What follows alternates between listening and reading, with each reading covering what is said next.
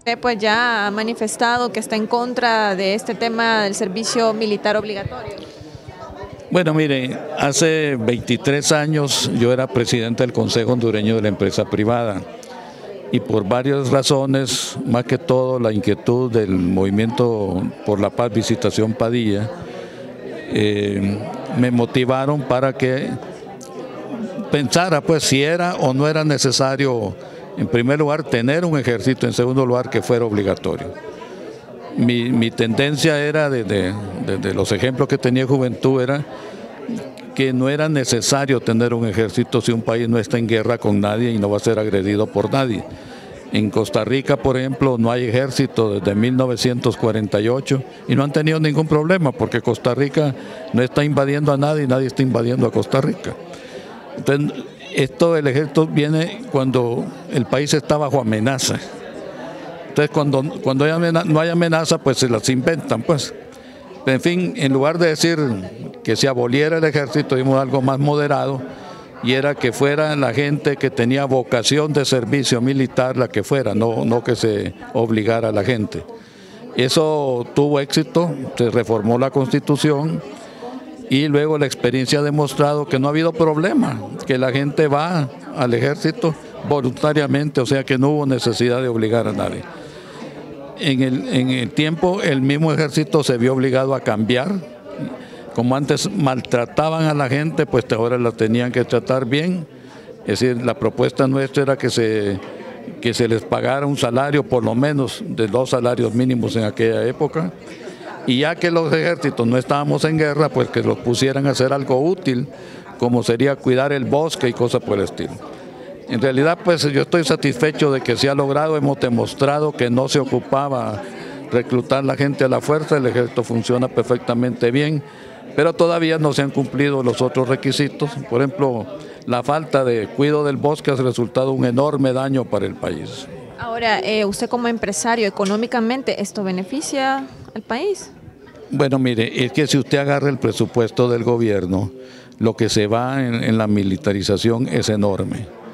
Yo como empresario preferiría que ese dinero se ocupara en las escuelas, en el servicio de la salud de la gente, es decir, en inversiones productivas, que viene a ser prácticamente un mal gasto. Entonces, eso sería mucho mejor si la gente está más preparada, si la gente está más sana, más esto, es mejor para el país. Pues. Entonces, invertir en algo que no produce para un empresario es una tontera. ¿Es congruente esta medida del gobierno de que están imponiendo esta medida por la delincuencia o hay otras razones? Mire, el fenómeno de la delincuencia tiene otro nivel de preocupación porque ha venido por los narcos.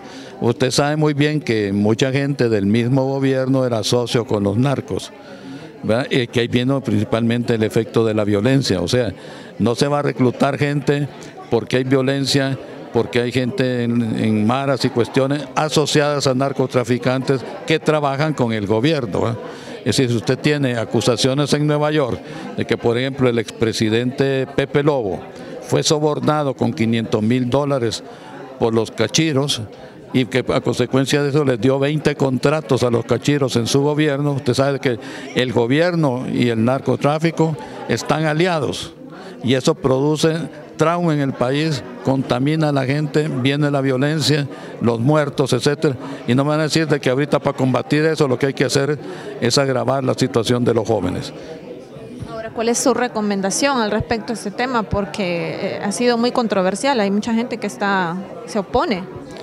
Bueno, yo creo que la gran mayoría del pueblo se opone, pues a nadie le gusta, especialmente a las madres que le lleven a sus hijos y que los maltraten como hacían antes. Sería un retorno a la bestialidad en el trato de los muchachos y pues no es necesario, es decir, a menos que el propósito sea, es decir, el temor que tenga el gobierno a que la gente al final no aguante este sistema que no genera empleo, no genera inversión, que solo genera pobreza, y cuando el pueblo se levante, pues necesitan una fuerza represora. Entonces el ejército, lo veo yo, y la policía militar, por su parte, como algo diseñado para confrontar a la población hondureña el día en que ya no aguante y se levante.